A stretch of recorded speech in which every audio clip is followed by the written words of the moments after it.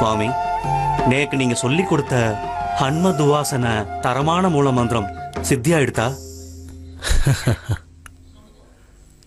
சொல்லுங்க, நேக்கு சித்தியாயிடுதா இல்லையா?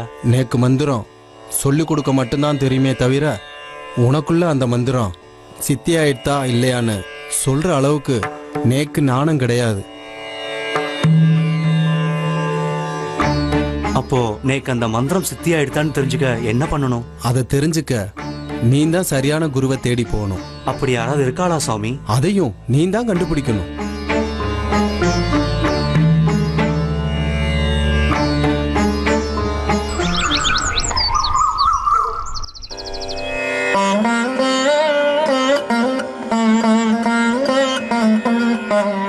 பெரியவா, உங்களை பார்க்க சங்கரன் வந்திருக்கார்.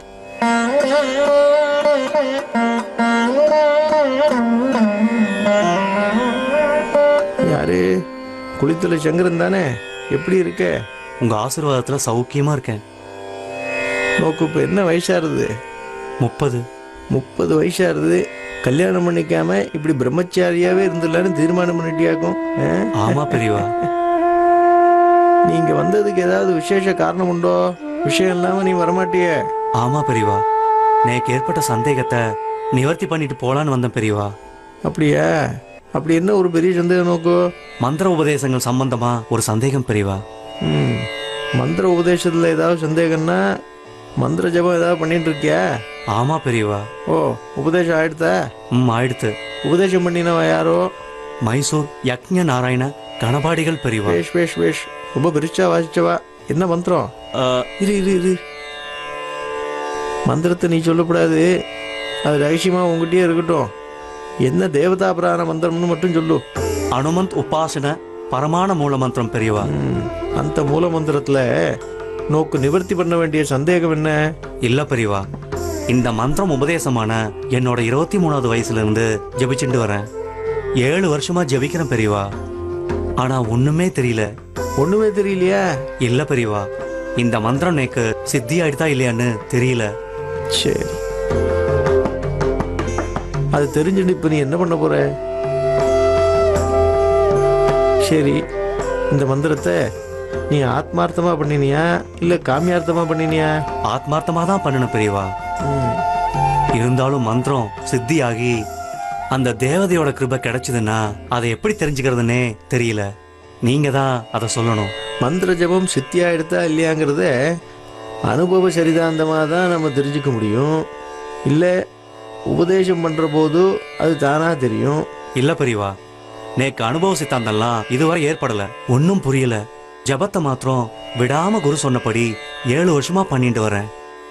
நேக்கு சித்தி ஆயிடுதா இல்லையான்னு தெரிஞ்சுக்கவே முடியல. மனசு சில நேரம் ஆயாசப்படுறது. இத நேரடியா தெரிஞ்சுக்க ஏதாவது ஒரு வழி இருந்தா சொல்லணும். சரி,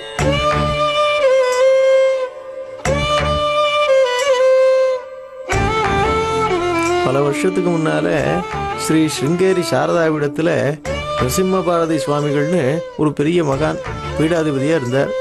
பக்கத்து பிராந்தியத்திலேருந்து ஒரு மடத்துலேருந்து ஒரு சிஷ்யன் அவரை பார்க்க வந்தான். வெறுமனே வராம உன்ன மாதிரி ஒரு கேள்வியும் அவன் சுமந்து வந்துட்டு இருந்தான். கை நிறைய கொய்யாப்பழங்களை கொண்டு சுவாமிகிட்ட கொடுத்தான். சுவாமிகள் இதை எடுத்து பார்த்துட்டு, என்னப்பா என்ன ஏது எப்படி இருக்கு என்ன விசாரிச்சார். அதை பார்த்து ரொம்ப அனுசரணையா விசாரிச்சார். சுவாமி, நான் மந்திர ஜபம் உபதேசம் எடுத்துட்டு இருக்கேன், நித்தியம் ஜபம் பண்ணிட்டு இருக்கேன். ஆனா அது சித்தியா எடுத்தா என்னங்கிறது எனக்கு தெரியல. அதனால தான் சுவாமிகளை பார்க்கறதுக்கு இங்கே ஓடோடி வந்துட்டேன். நீங்க தான் அனுகிரகம் பண்ணணும்னா சிஷ்யன். சுவாமிகள் என்ன பண்ணினார்னா, நித்தியம் நீ இந்த ஜபத்தை சொல்லிகிட்டே இரு, அந்த தேவதையே தானா வந்து நோக்கு அனுகிரகம் பண்ணுவா அப்படின்னு அந்த சிஷ்யனை பார்த்து சொன்னார். இவனுக்கு சுவாமிகள் சொன்ன அந்த பதில் வந்து ஏற்றுக்க முடியாவும் இல்லை, திருப்தியாகவும் இல்லை. ஆனாலும் பட்டுன்னு ஒரு கேள்வியை கேட்டுவிட்டான். இல்லை சுவாமி, நானா அதை உணரணும், அதுக்கு நீங்கள் ஏதாவது வழி சொல்லுங்கோ, உங்களால் தான் அது முடியும்னு சுவாமிகளை பார்த்து சொன்னான். அவனோட மனநிலையை சுவாமிகள் என்ன புரிஞ்சு விட்டார். சரி, மந்திரம் சித்தி ஆயிடுத்தா இல்லையாங்கிறத தெரிஞ்சுக்க ஒரு வழி இருக்கு அப்படின்னு விட்டார். அவனுக்கு ஒரே ஆச்சரியம். மந்திர சித்தி ஆயிடுத்தா என்னங்கிறத தெரிஞ்சுக்கிறதுல ஒரு சந்தோஷம். சுவாமிகள் என்ன சொன்னார்னா, நீ இந்த ஜபத்தை பண்ணும்போது ஒரு மரப்பலகை எடுத்துக்கோ, மரப்பலகைக்கு மேலே நெல்லை பரப்பி விட்டுடு, நெல்லை பரப்பிட்டு அது மேலே ஒரு வஸ்திரத்தை போட்டுடு, அது மேலே நீ உட்காந்துட்டு கண்ணை மூடிட்டு ஜபத்தை ஜபிக்க ஆரம்பிச்சுடு அப்படின்னார். ம். எப்போ அந்த நெல் பொரியறதோ அப்போ உன்னோட மந்திரம் சித்தி ஆயிடுச்சு அப்படின்னார். சிஷ்யனுக்கு ஒரு பக்கத்தில் அது ஆச்சரியமாக இருந்தாலும் அது சாத்தியமா இல்லை நம்மளை சமாதானப்படுத்துறதுக்காக தான் சுவாமிகள் இப்படி சொல்கிறாரோன்னு அவன் ஒரு பக்கத்தில் யோசிச்சுட்டு இருந்தான். அதுக்குள்ளே கூட்டமெல்லாம் ரொம்ப பெருகிடுத்து. எல்லாருக்கும் நடுவில் பட்டுன்னு ஒரு கேள்வியை கேட்டுவிட்டான் சுவாமிகள்கிட்ட.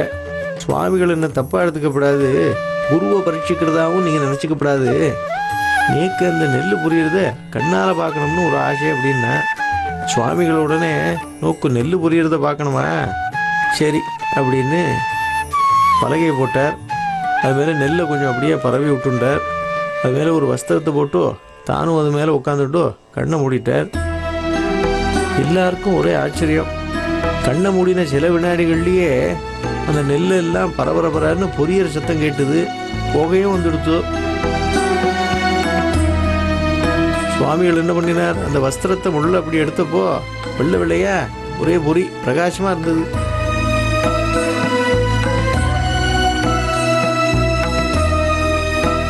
அதை பார்த்த எல்லாருக்கும் ஒரே ஆச்சரியம், ஆனந்தம், யாருக்கும் பேச்சே வரல. இந்த சுவாமிகள் சிஷ்யனை பார்த்தார். சிஷ்யன் கண்ணில் பொல பொலன்னு கண்ணீர் வந்துட்டே இருந்தது. கேவி எழுந்துட்டு இருந்தான். பெரியவா, என்ன சங்கரா, நானும் அதே மாதிரி ஒரு பலகையில் உட்காந்து நெல்லை பரப்பி அதை பொறியாக்கி காட்டணும்னு ஆசைப்படுறியா, சொல்லு.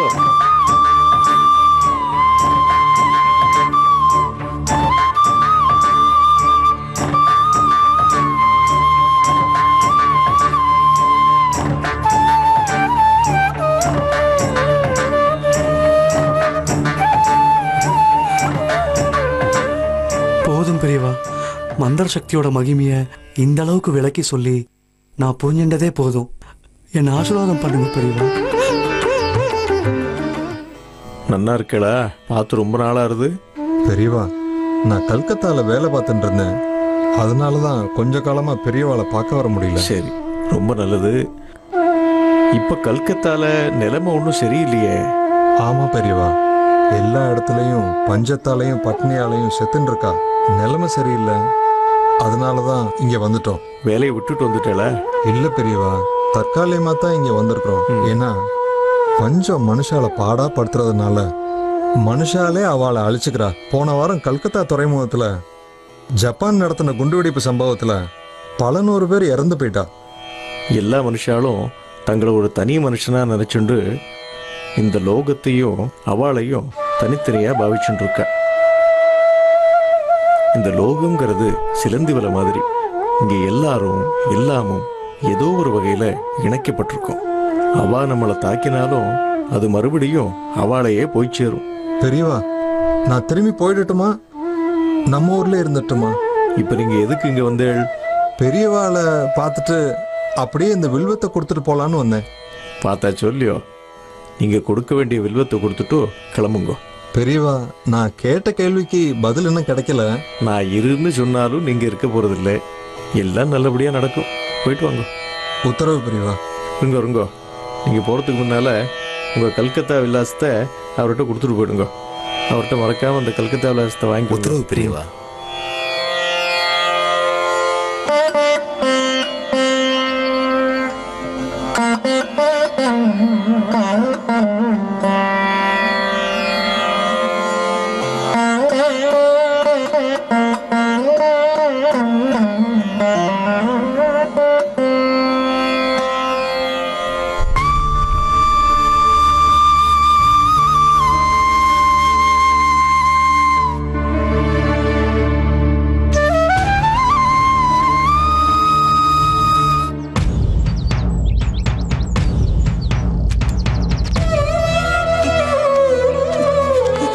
हमारा बाबा मरता हमें कोना दा काजे।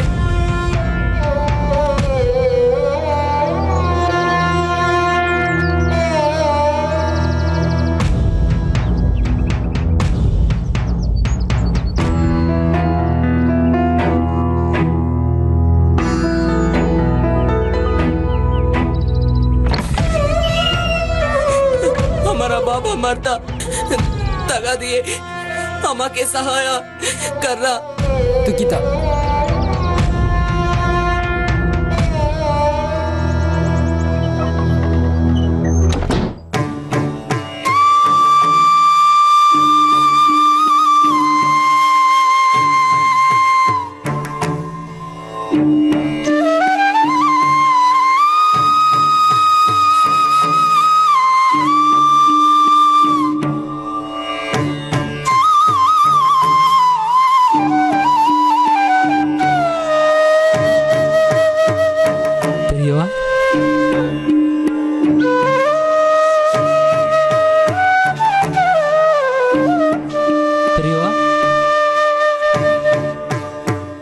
பெரியவா இன்னும் ஸ்நானம் பண்ணலையே.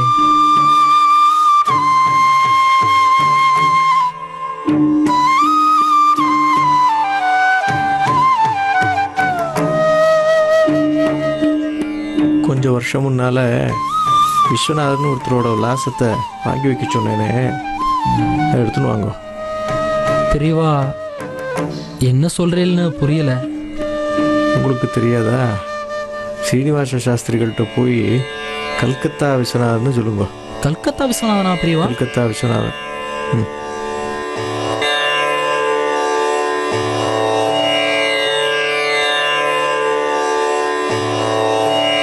பெரியவா விலாசம் கேட்டேலே வந்துடுத்தா? முதல்ல ஒரு காரியம் பண்ணுங்க. 350 ரூபாயை இந்த விலாசத்துக்கு மணி ஆர்டர் பண்ணிடுங்க. சரி பெரியவா. பெரியவா ஸ்நானம் பண்றதுக்கு எல்லாம் தயாரா இருக்கு. முதல்ல மணி ஆர்டர் அனுப்பிச்சிட்டு வந்துருங்க, அப்புறம் தான் ஸ்நானம்லாம்.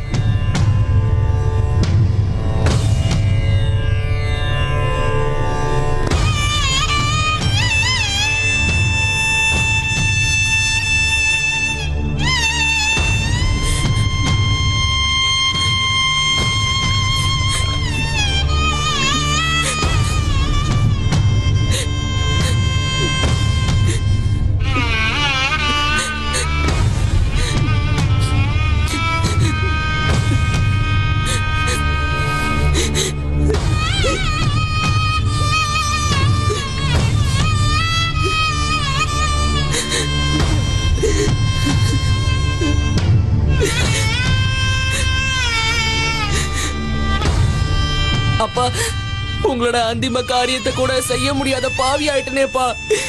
என்ன மன்னிச்சிருங்க அப்பா.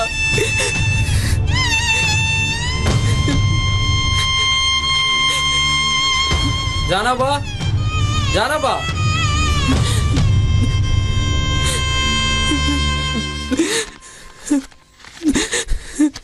आपने क्या मनी ऑर्डर के देखे कांचीपुरम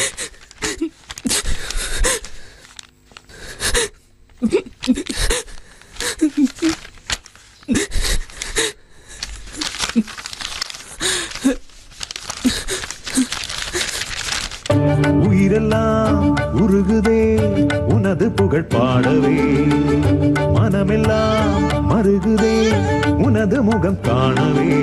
வேதங்கள் நாதங்கள் நீ போற்றுவாய் இறைவா, பாவங்கள் சாபங்கள் பறந்தோடவே துணைவா. அனைத்தையும் அறிந்திடும் ஜெகத்குரு நீ.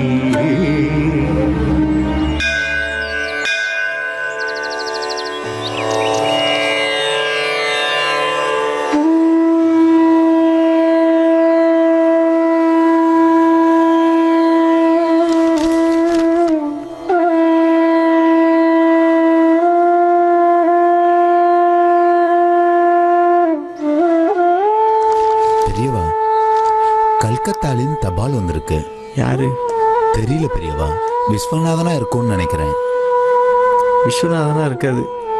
யாருன்னு படிங்கோ.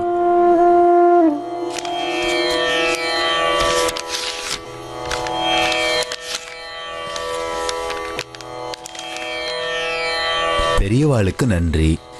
என் தோப்பனார் சித்தி அடைஞ்சிட்டார்.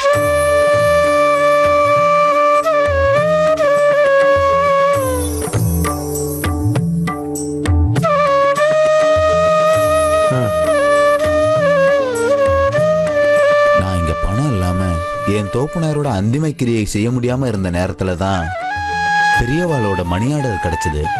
தக்க சமயத்துல நீங்க அனுப்பி வச்ச பணம் என் தோப்புனரோட அந்திம கிரியை செய்ய பிரயோஜனமா இருந்தது.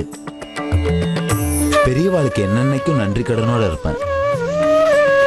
அவனை இங்கே வர சொல்லி தந்தி அனுப்பிச்சிடுங்க. பாவம் தோப்பனார் இல்லாமல் அங்கே என்ன பண்ணுவான் அவன்? விஸ்வநாதருக்கு கடன் பட்டுட்டேனே, என்ன பண்ணுறது?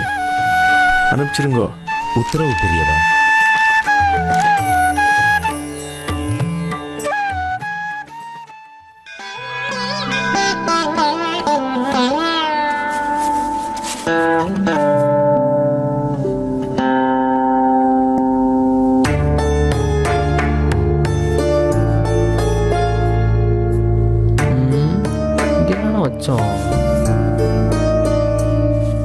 என்னென்ன தேடிட்டு இருக்கு? வைகானா சாகம புத்தகம் தான் தேடிட்டு இருக்கேன். ஏன்னா அந்த புத்தகத்தை திடீர்னு தேடுறேள்? பெரியவா அந்த புத்தகத்தை பிரதி எடுத்து போட சொன்னாரு, அதான் தேடிட்டு இருக்கேன். நீங்க எப்ப பெரியவாளை பார்த்தேள்? என்னடி இப்படி கேட்டுட்ட? போன வருஷம் நீ நானும் தானே போய் பெரியவாவை பார்த்துட்டு வந்தோம். ஓ, போன வருஷம் அவளை பார்த்தத சொல்றேளா? ஏன்னா பெரியவாளை ஒரு நாளைக்கு எத்தனை பேர் பாக்குறா? நீங்க என்ன அவளை போன வருஷம் பார்த்தத சொல்றேள்? அவர் இந்நேரம் உங்களை மறந்திருப்பார். ஏய், அதெல்லாம் அவர் மறக்கிறவர் இல்ல. நீ அந்த புத்தகம் எங்க இருக்குன்னு சொல்லு. நம்ம ஆத்துல அந்த அலமாரியை விட்டா புஸ்தகம் வேற எங்கேயும் இருக்காதுன்னா நன்னா பாருங்க. அப்படி இல்லன்னா அந்த புஸ்தகம் நம்ம ஆத்துல இருக்காது. அலமாரியில் நன்னா பாத்துட்டேன், அங்க இல்ல. நான் தான் சொல்றேன் இல்லையோ, அந்த அலமாரியில இல்லன்னா வேற எங்க இருக்க போறது? இப்ப என்ன பண்றது? அந்த மூல புத்தகத்தை வச்சுதான் நம்ம பிரதி எடுக்க முடியும். விடுங்கோண்ணா, உங்களை எதுக்கு தேவையில்லாம நீங்க வருத்தின்னு இருக்க? பெரியவா அதெல்லாம் இந்நேரம் மறந்துருப்பா. அப்படியே பெரியவாத பத்தி கேட்டான்னு வச்சுக்கோங்க, புஸ்தகம் கிடைக்கலன்னு சொல்லிடுங்க. அதுக்கு இல்லடி, அவர் யாருக்கிட்டையும் எதையும் கேட்கிறவர் இல்ல. அதையும் மீறி நம்ம கிட்ட கேட்டிருக்காரு. இந்த சின்ன விஷயத்த கூட செய்யலன்னா எப்படிடி? எனக்கு என்னமோ மாதிரி இருக்கு. இல்லாத புஸ்தகத்துக்கு நீங்க என்ன பண்ணுவேள்? சரி, நான் பெரியவாவை பார்த்துட்டு வந்துடுறேன், நீ ஆத்த பாத்துக்கோ.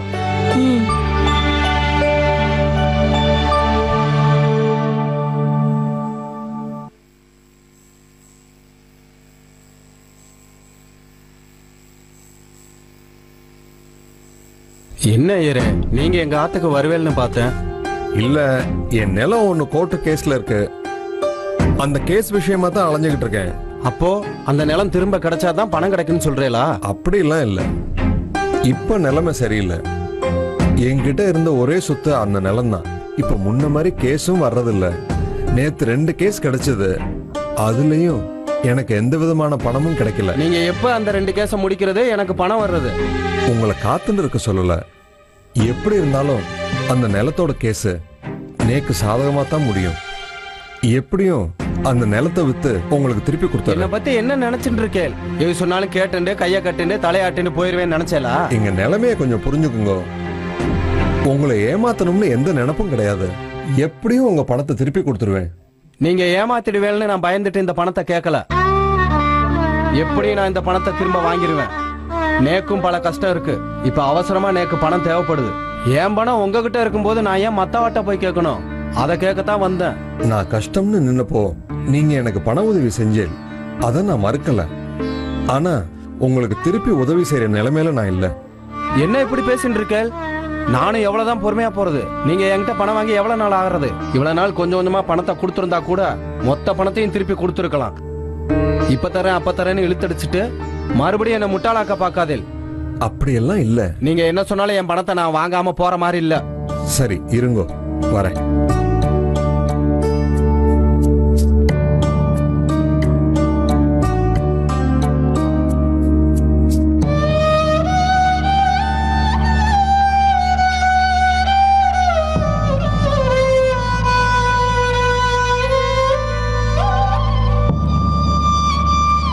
இந்தாங்க, இத வச்சுக்குங்க. பணம் வந்ததும் நானே இதை திருப்பி வாங்கிக்கிறேன்.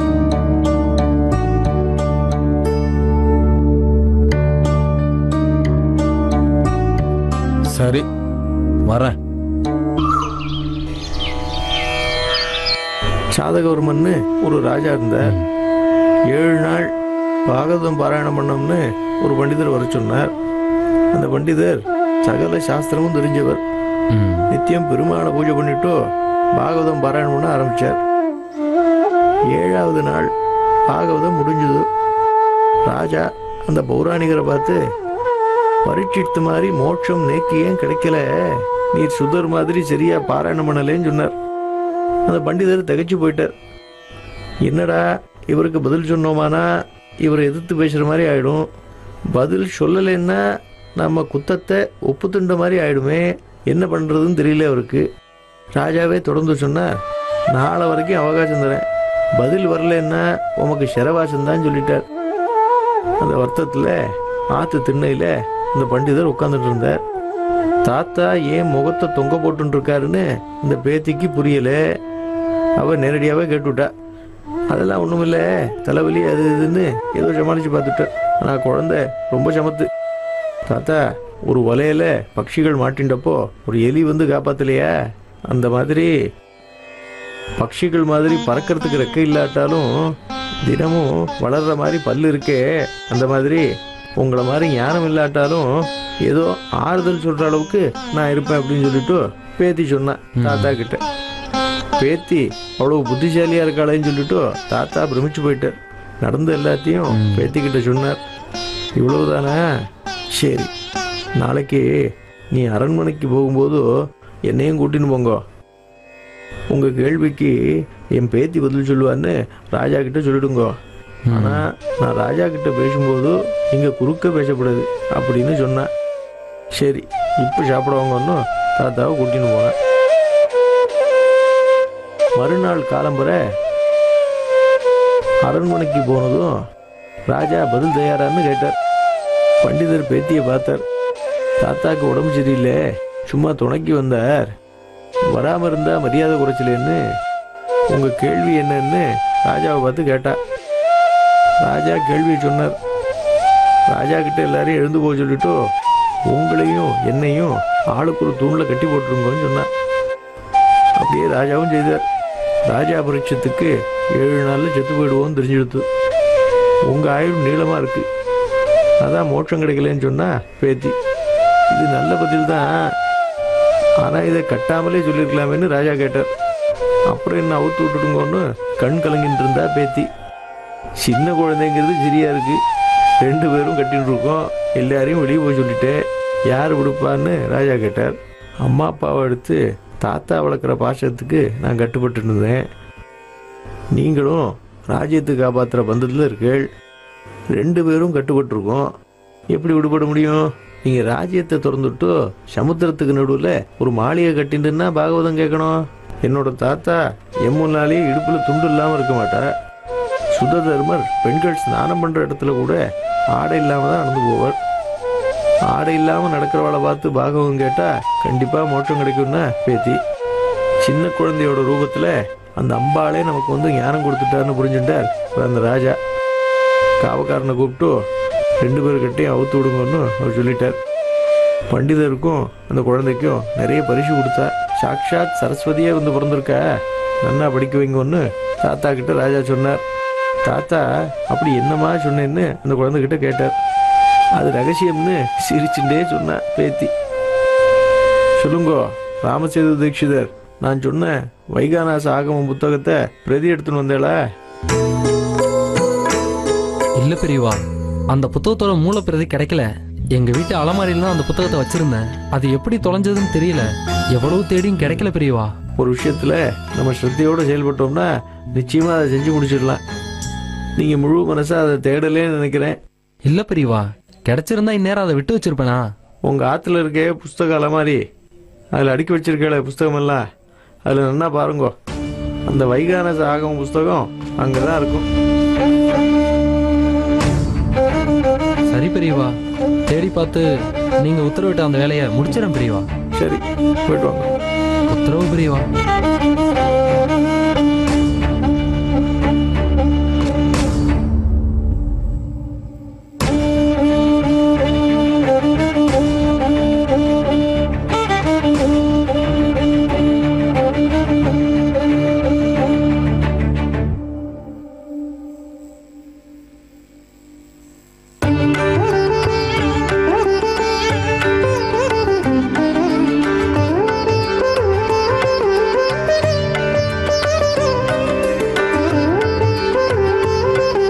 கிடைச்சிருச்சுடி. எந்த புத்தகம்னா? அதான் நம்ம தேடிட்டு இருந்தோம்ல, அந்த புத்தகம் தான். எங்கேனா இருந்தது? இங்கே தானே நம்ம தேடிட்டு இருந்தோம். எப்படி கிடைச்சது? பெரியவா சொல்லியும் கிடைக்கலாம் எப்படி? அதுவும் சரிதானா. சரி, நான் இந்த புத்தகத்தை பிரதி எடுக்கிறதுக்கான வேலையை பாக்குறேன். சரிங்க, வரேன்.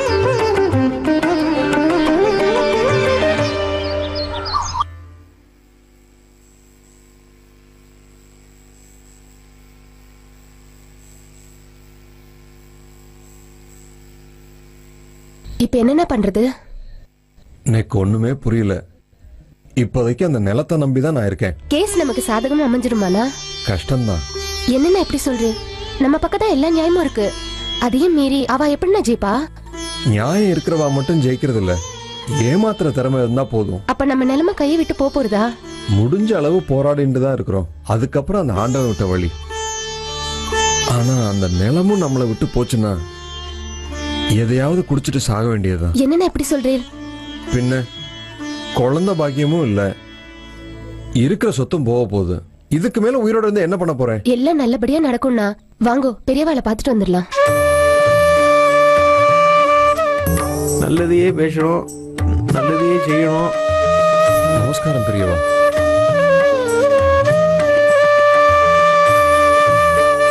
நல்லதையே நினைக்கணும் அப்படின்னு வேதங்களும் புராணங்களும் எதுக்கு நமக்கு சொல்றா? நமக்கு ஆபத்தில் உதவுறவாள நம்ம பகவானா பாவிக்கிறோம், அவகிட்ட ஸ்நேகமாக நடந்துக்கிறோம். அன்னதானம் பண்ணுறவா, தான தர்மம் செய்கிறவா, ஹோமாதிகம் நடத்துகிறவாளெல்லாம் வசந்ததாக கொண்டாடுறது நம்ம மனசு. மனுஷாலோட பிறப்புலையே அவள் தான் வசந்த பிறப்பு இல்லையா? தந்திரமாக நடந்துக்கிறவா நரியாக பிறக்கிறா, திருட்டுத்தனம் பண்ணுறவா பூனையாக பிறக்கிறா. அதிலும் கோவில் பூனையா அபிஷேக பாலை குடிச்சுண்டோ கோவில் தரையை மிதிச்சுட்டு இருக்கிறது ரொம்ப வசந்தது. கொடூர குணம் கொண்டவா சிங்கமாவோ புலியாவோ காட்டில் ஜனம் நடக்கிறா. தயாள குணம் கொண்டவா மட்டும்தான் பசுவாக பிறக்க முடியும். தைரியம் இல்லாதவா முயலான்னா பிறப்பா. தயாள குணமும் சோம்பேறித்தனமும் கொண்டவா எரும மாடான்னா பிறக்கிறா இல்லையா? தர்மம் பலமும் கொண்டவா ஆடா பிறக்கிறா. இப்படி விஷமா வார்த்தையை கூட்டின மால்யவான்கிற சிவானந்தன் சிலந்தியா புறப்படுத்தான். சிலந்தி புறப்படுத்து திருவனக்கா சுவாமிக்கு வாய் நூலாலேயே சுவாமிக்கு பந்தல கட்டினா.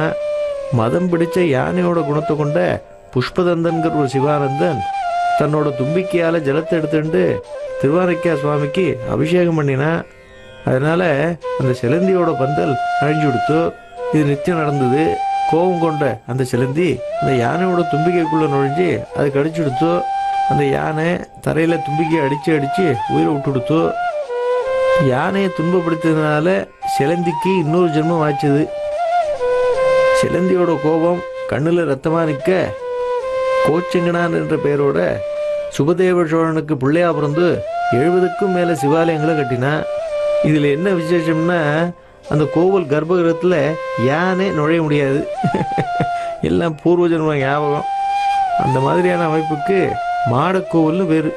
யானை பிள்ளையாரோட முகத்தை கொண்டதுனால சுவாமி முன்னால் போகிற பாக்கியம் அதுக்கு உண்டு. யானையாக பிறக்க, அதுவும் கோவில் யானையாக பிறக்க ரொம்பவே கொடுத்து வச்சுருக்கணும்.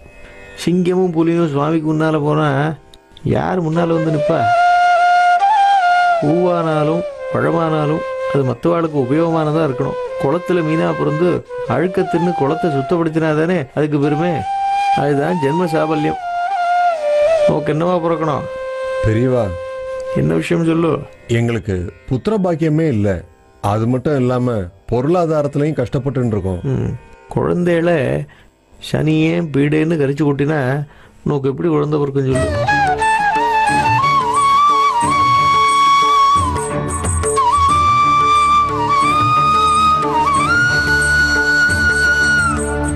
சரி, நல்லதாகவே நடக்கும்.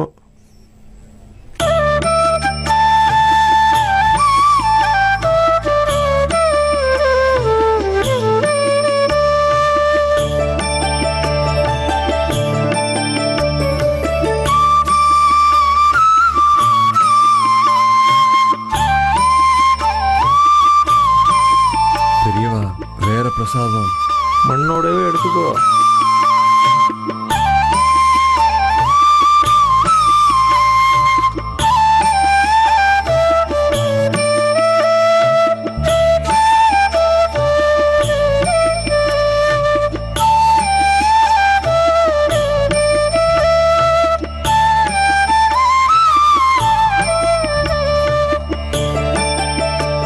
சரி பெரியவா, வரோம்.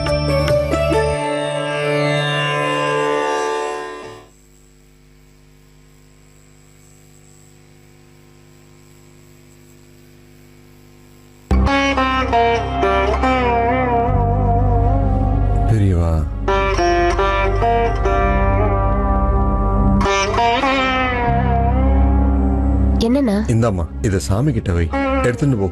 சரிண்ணா.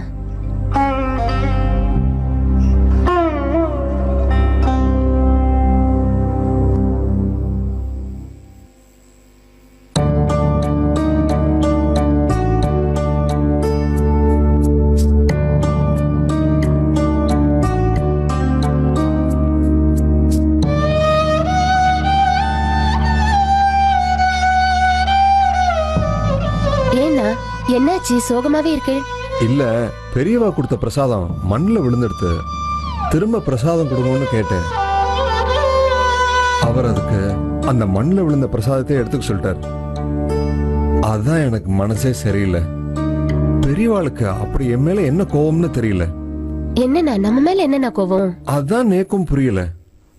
ஐயா, வாங்கோ வாங்கோ, உட்காருங்க.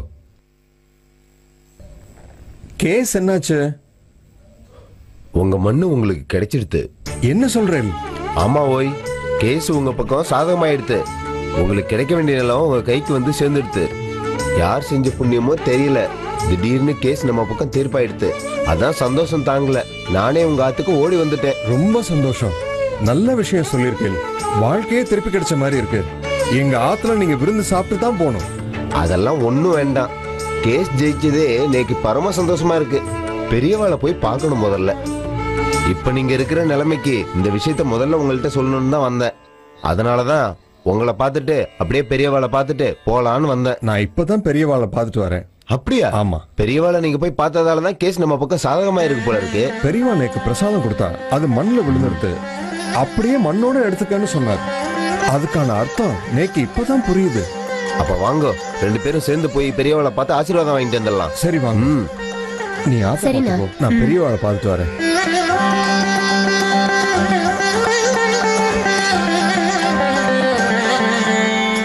நமஸ்காரம் பெரியவா.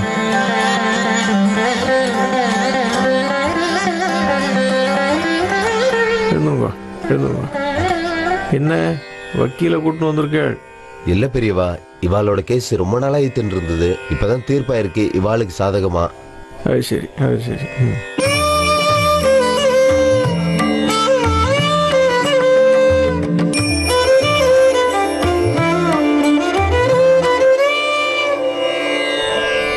அன்னைக்கு மண்ணில் விழுந்த பிரசாதத்தை எடுக்க தயங்கினியே, இன்னைக்கு நோக்கு அந்த மண்ணே கிடைச்சிடுத்து பாத்தியா? ஆயாய் வந்தாயாதி சிவசங்கரா, அவமாய் நின்றாய் பரமசிவசங்கரா.